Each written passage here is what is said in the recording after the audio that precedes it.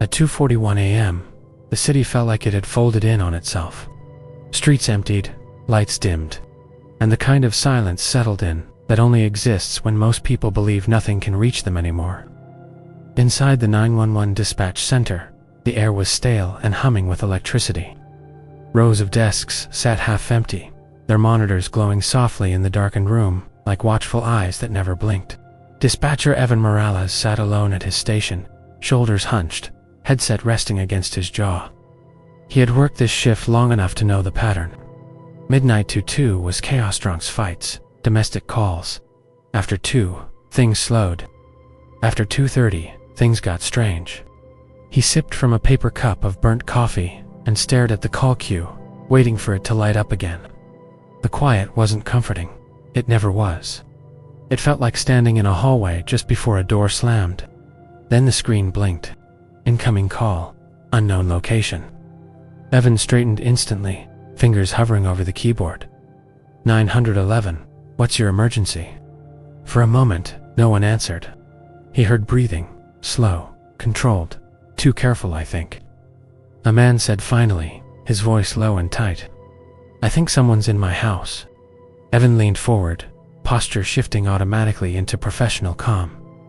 Okay, sir, I'm here with you, he said. What's your address? There was a pause on the line. Not the kind that came from confusion, but from someone choosing their words carefully. That's the problem, the man said. I don't know, Evan frowned. You don't know your address? No, the man replied. I don't think this is my house. Evan felt a small knot form in his stomach. Sir, what's your name? Daniel, the man said. Daniel Price. Evan typed it in, watching the cursor blink like a heartbeat. Daniel, can you tell me how you got there? Another pause. I woke up, Daniel said. That's all I remember. In the background, Evan heard a faint sound. Not footsteps, something softer, like a sleeve brushing against a wall. Evan's pulse quickened. Daniel, he said, are you alone right now? Yes, Daniel whispered. I locked myself in a room. Evan spoke slowly, carefully. Good, stay there. I need you to describe the room you're in. Daniel exhaled, shakily. It's small, no windows, just one door. The walls are bare, no pictures, no marks. The air smells old, like dust and something else I can't place. Do you recognize anything in the room? Evan asked. No, Daniel said. That's what scares me. It feels lived in, but not by me. Evan typed notes rapidly. Daniel, do you hear anyone else in the house? Yes, he said immediately. I heard him walking earlier. Him, Evan repeated. Yes, he moves slow, like he doesn't need to hurry. A chill crept up Evan's spine. Is he talking? Evan asked. Daniel hesitated. Not yet. Evan dispatched officers to the nearest signal ping, though the system still couldn't lock down an address. Daniel, he said, I need you to stay on the line with me. Help is on the way. I don't think he cares about that, Daniel whispered. Before Evan could respond, another voice slipped into the call. Not Daniel's. I told you, the voice said calmly. The phone won't save you. Evan's breath caught. Sir, Evan said firmly into the headset. This is 911. Identify yourself immediately. The man chuckled softly. He hears you, the voice said. Doesn't that make it worse? Daniel's breathing turned ragged. He's right outside the door, he whispered. Evan could hear it now, slow footsteps, deliberate, stopping just beyond the phone's range. Daniel, Evan said, forcing his voice steady. Listen to me. Is the door locked? Yes. Good. Can you block it? Furniture. Anything heavy. I don't think it matters, Daniel said quietly. He's been here before. Evan's fingers froze. What do you mean before? Daniel swallowed. I woke up earlier tonight, he said. He was sitting across from me, just watching. When I screamed, he put me back to sleep. Evan's stomach twisted. Daniel, he said urgently, stay with me. Officers are close. A knock echoed through the phone. One knock, then another. Slow. Even the voice outside the room spoke again. You always forget, it said gently. That's why this part hurts more. Daniel's voice trembled. I remember now, he said. This isn't my house. It's his. Evan felt sweat bead at his temples. Daniel, how old are you? He asked. 32. And have you ever been here before tonight? I don't think so, Daniel said. But he says, I have. The doorknob rattled softly. He's patient, Daniel whispered, like he knows there's no rush. Evan checked the screen again. Officers arriving 2 minutes. Daniel, Evan said, help is almost there. You need to hold on. I don't think he plans to leave, Daniel replied. The lock clicked. Daniel screamed. Evan heard the door open, slow and deliberate. Heavy breathing filled the line, not Daniel's. Please, Daniel cried. I'm awake this time. You always are, the man said calmly. That's the problem. The phone slipped, clattering to the floor. Evan shouted Daniel's name, his voice cracking. There were sounds of movement, furniture scraping, fabric tearing, a dull thud, then silence. The line stayed open. 4 minutes, Evan listened. Footsteps echoed through the house, unhurried. A door opened somewhere deeper inside. Then the man returned to the phone. You can stop sending them, he said calmly. He won't need help. Evan swallowed hard. Who are you? He asked. The man laughed quietly. Someone who fixes mistakes, he replied. People wake up where they don't belong. I make sure they stay asleep next time. The line disconnected. Police arrived at a decaying rental property on the city's edge. The door was unlocked.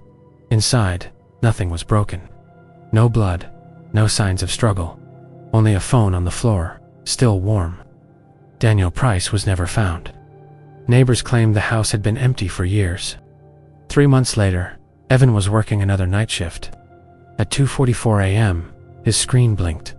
Incoming call, unknown location. He answered with shaking hands. 911. What's your emergency? Breathing, slow, uneven. I think someone's in my house, a voice whispered. Different voice, same fear. And somewhere, very faintly, another man laughed.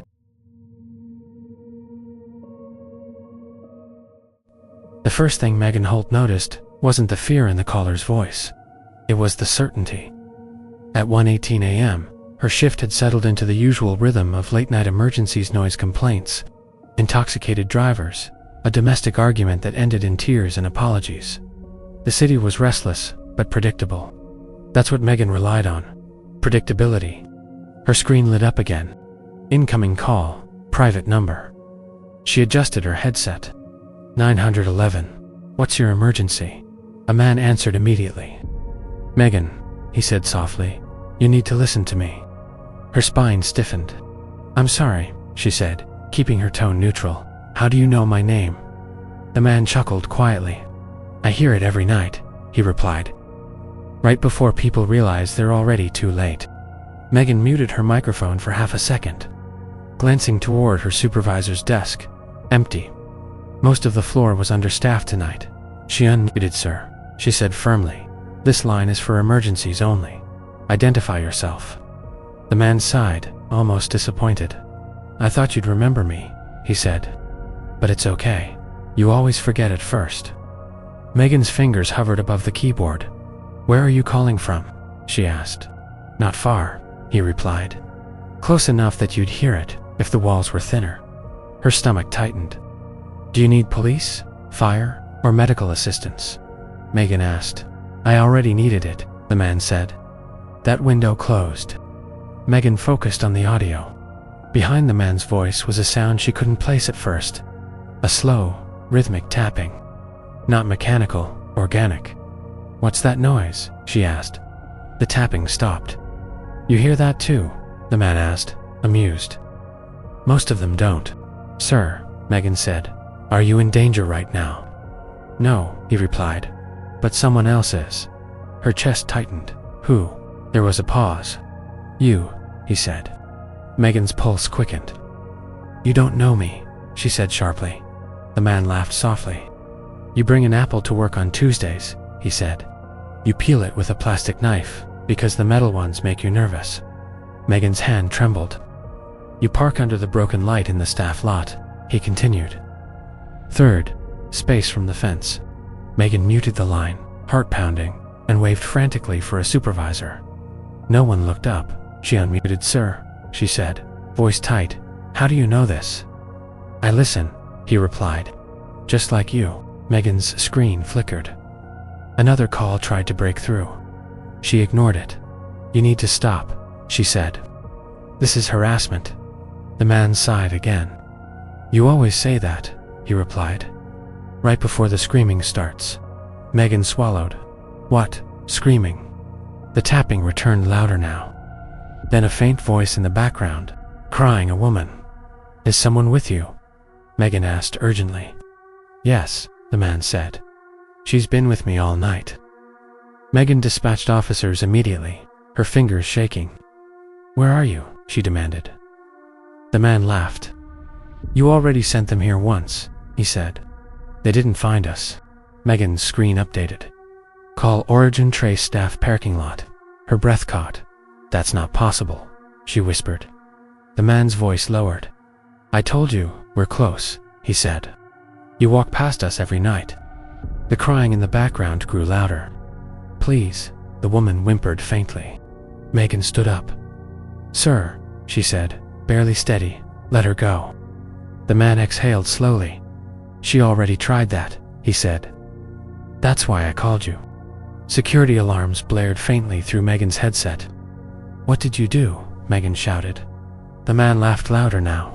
"I wanted you to hear it live," he said. "You always listen after." The crying cut off abruptly. Silence filled the line. Megan felt tears sting her eyes. "Why are you doing this?" she asked. The man's voice softened. "Because you answer," he said. "And because you stay." Megan heard something else now. Footsteps close. Real. She turned slowly. The dispatch floor was empty. The footsteps continued coming through the headset. "You hear them too, don't you?" the man asked. Megan backed away from her desk. "Where are you?" she whispered. "Behind you," he said calmly. Megan spun around. Nothing. Her screen went black. The call dropped. Officers arrived at the staff parking lot minutes later. They found a woman's phone smashed beneath the broken light. No body. No suspect. Megan never returned to night duty. Weeks later, a new dispatcher answered a late call. A man spoke softly. "You'll want to listen carefully," he said. She always did. And somewhere, very close, a phone began to ring. The call came in at 3:12 a.m., the hour when even the city seemed to hesitate before breathing again. The night shift at the 911 dispatch center was quiet in that fragile way that never lasted. Most of the lights were dimmed, leaving the room washed in the pale glow of computer screens. Coffee cups sat half-finished, abandoned by operators who had learned not to expect comfort during these hours. Dispatcher Aaron Fields had been working nights for almost 7 years, long enough to recognize patterns, long enough to know that the calls that came after 3 were rarely accidents. They were usually secrets finally spilling out. His screen lit up. Incoming call, landline, no address. Aaron adjusted his headset. 911, what's your emergency? For a moment, there was silence. Then a woman spoke, her voice barely louder than a breath. "He's inside my house." Aaron straightened immediately. "Ma'am, I need you to speak clearly." "What's your address?" "I can't," she whispered. "Why not?" Aaron asked. "He'll hear me." Aaron slowed his breathing, keeping his voice steady. "Okay, that's all right." "What's your name?" "Emily," she said. "Emily Carter," Aaron typed quickly. "Emily, where are you calling from?" "My bedroom," she whispered. "But he's not in the room." Aaron frowned. "Do you see him?" "No," she said. "I hear him." A faint sound reached Aaron's ears through the headset. A soft, scraping noise, like fingernails dragging slowly across wood. Aaron felt a chill crawl up his spine. "Emily," Aaron said carefully, "is anyone else supposed to be in the house with you?" "No," she replied. "I live alone." The scraping sound stopped. "Can you describe what you hear?" Aaron asked. She swallowed audibly. "It sounds like he's moving inside the walls," she said. "Like he's crawling." Aaron's fingers tightened around his pen. "Have you heard this before tonight?" Yes, Emily whispered. For weeks, I thought it was pipes or rats. But pipes don't breathe. Aaron paused. Emily, he said, do you smell anything unusual? Yes, she said immediately, like damp earth and something rotten. Aaron dispatched officers while continuing to speak calmly. Emily, I want you to stay exactly where you are. Lock your door if you can. It's locked, she said. But that didn't stop him last time. Aaron's chest tightened. What do you mean, last time? Emily hesitated. I woke up 2 nights ago, she said. I couldn't move. I heard him whispering my name from inside the wall behind my bed. Aaron listened closely. What did he say? That I was breathing too loud, she whispered. A soft thump echoed faintly through the phone. Emily gasped. He's moving again, she said. He knows I'm awake. Aaron checked the screen. Officers en route searching for location.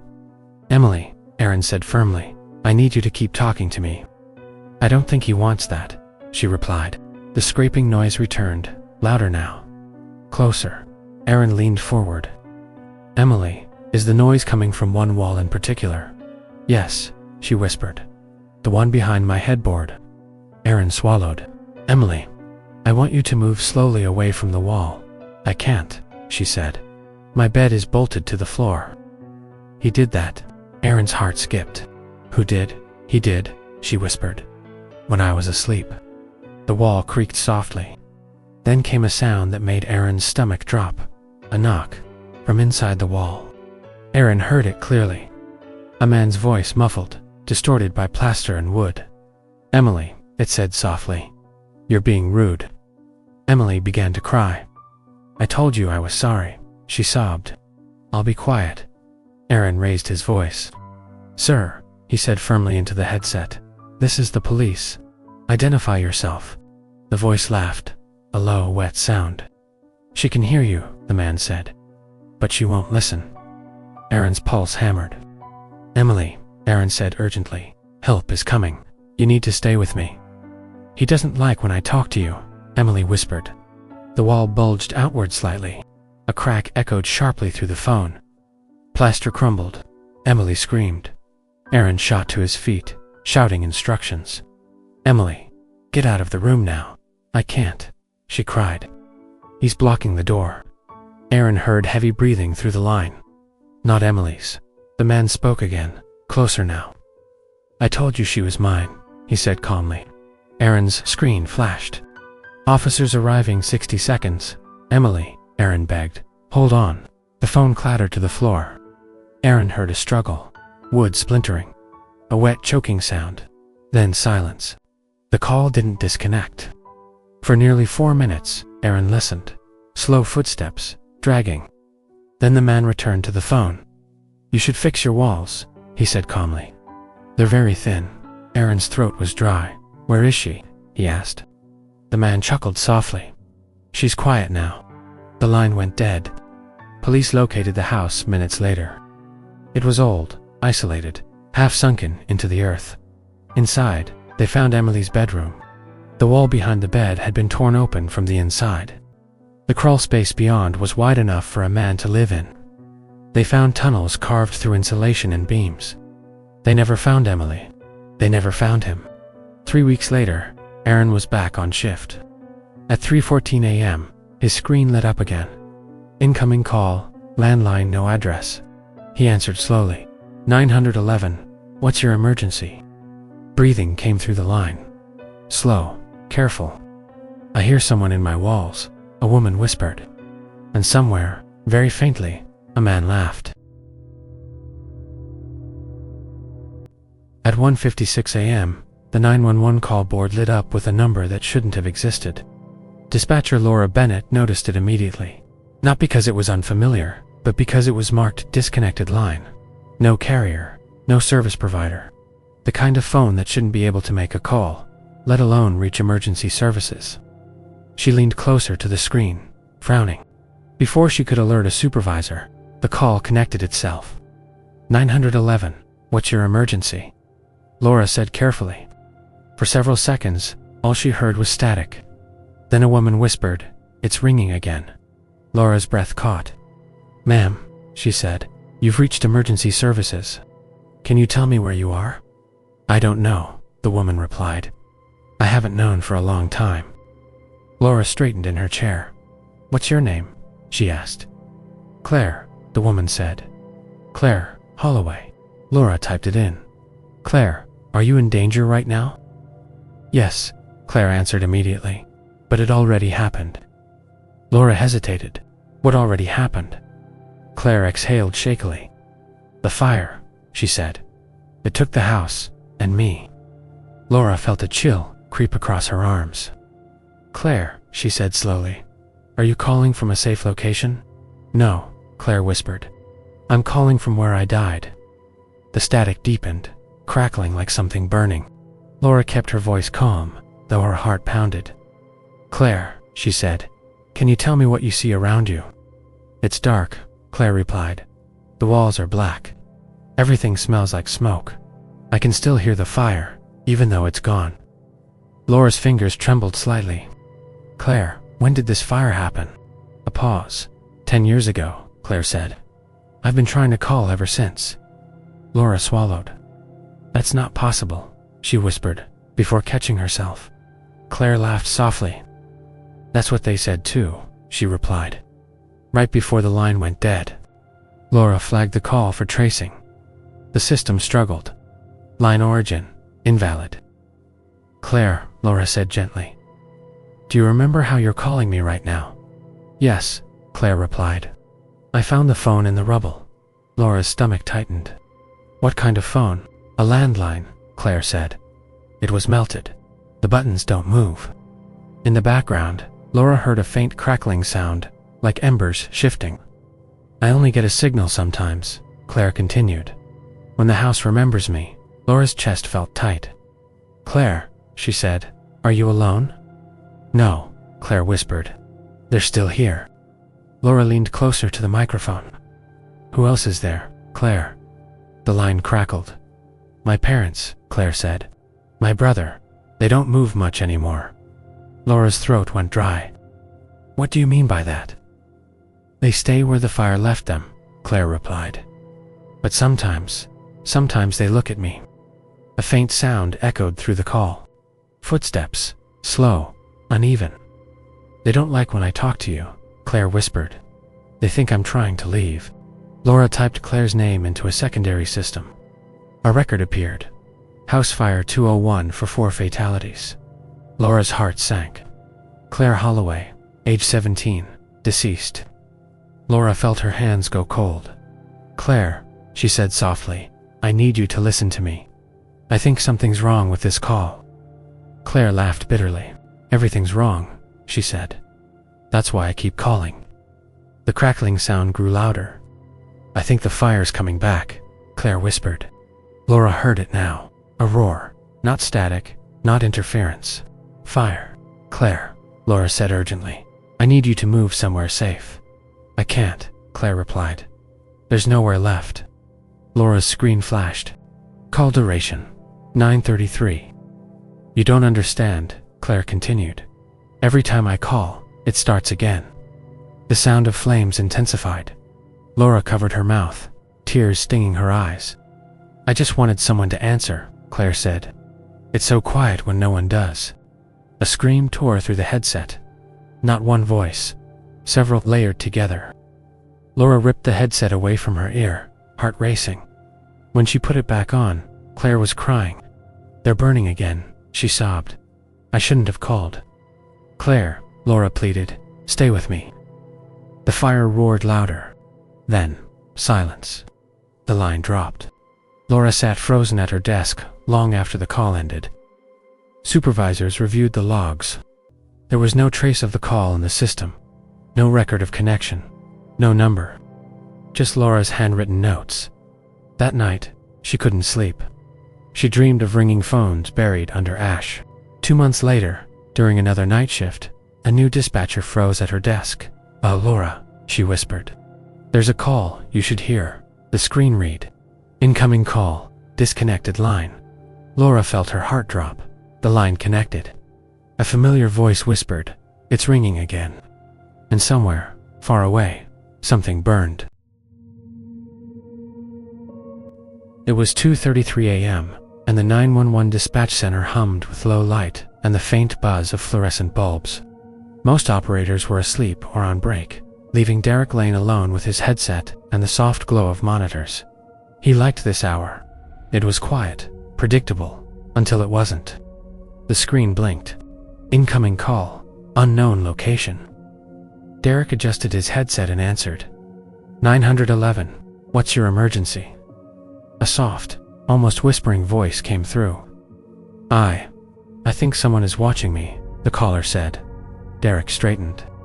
The voice was trembling, but not with panic, more with certainty. Ma'am, can you tell me your location? He asked. I don't know, she whispered. I woke up, and he's been there all night. The caller's breathing was shallow and rapid. Are you alone in the room? Derek asked. Yes, she said. But he's moving. I can feel him. Moving where? Derek pressed. Inside the room, she whispered. Just, not here, not directly.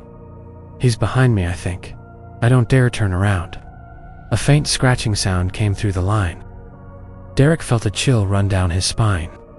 Ma'am, is anyone else in the house? He asked. No, just him. He always comes alone. He watches. Derek typed rapidly, tracking every word. Ma'am, have you experienced this before?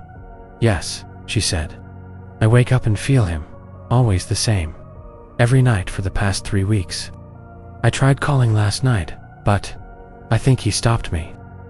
Derek frowned. What do you mean? Stopped you? The line went dead, she whispered. He likes the silence. It makes him stronger. Derek leaned forward. He could hear something faint in the background, like soft footsteps across carpet. Ma'am, stay calm. Officers are on the way, he said. The woman's breathing quickened. I saw him once, she said. Just for a second. Standing at the corner of the room. His face, I can't describe it. Nothing human. Hollow eyes, pale skin, like he doesn't exist yet. He's there. Derek swallowed. Ma'am, you need to move. Get to a room with a lock if possible. I can't, she whispered. He knows the layout. He blocks doors without touching them. A faint scratching returned closer now. Derek could imagine it. A presence bending reality around itself, moving without sound, without feet, just intent. Ma'am, Derek said firmly, I need you to stay on the line and describe everything. Every sound, every shadow. She exhaled shakily. He's behind the curtains, she said. I know it. I feel it watching through the fabric. I can't see him. Not fully, just his outline. Derek forced calm into his voice. Describe him to me. I shouldn't, she whispered. It makes him angry when I look. But I can feel it. Tall, thin, hands, long, fingers too long, and the eyes, always the eyes. A long pause followed. Derek, she said softly, I know you can't see him, but I think he can see you. Derek's pulse accelerated. How do you know that? He asked. I heard him, she whispered. Through the walls, through the phone. He talks sometimes, and he says things about you. He knows when you sleep. He knows when you blink. He watches you too, through the wires. Static filled the line, intermittent whispers crawling into Derek's ears. Ma'am, can you lock your door? Derek asked. I tried, she said. He doesn't care. He opens doors that aren't there, walks on floors that shouldn't exist. I can't escape. Derek instructed officers to be ready for the nearest ping butt. The location signal was weak, inconsistent, almost non-existent. The woman gasped. He's right there, she said. I can feel him breathing on the back of my neck. I can't move. Derek held his voice steady. Keep talking to me, he urged. Tell me what he's doing.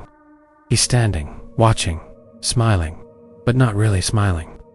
More stretching his face, like he's molding it from the shadows.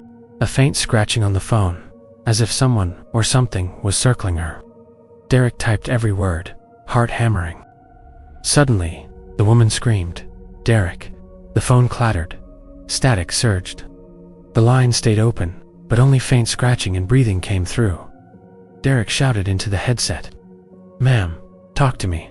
A whisper returned, layered and distorted. You cannot save her. The footsteps grew louder, faster. Then police arrived at a small apartment building downtown minutes later. No doors were broken, no windows forced, no sign of struggle. The woman, Emma Carver, was gone. No trace of her. Neighbors swore the apartment was empty. Yet, when officers looked at the phone, it was still off the hook. Warm, vibrating slightly. Derek sat frozen at his desk. The call log showed nothing. No number, no origin, nothing. He didn't sleep that night. Weeks later, Derek returned for another night shift. At 2:35 a.m., his screen blinked again. Incoming call, unknown location. He answered slowly. 911, what's your emergency? A familiar whisper. He's watching me, he always does. And somewhere, deep inside the static, a voice whispered back. And he's watching you too. Derek's heart froze. Somewhere in the city, the unseen presence waited, patient and silent, feeding on fear through the phone lines. The call lasted all night.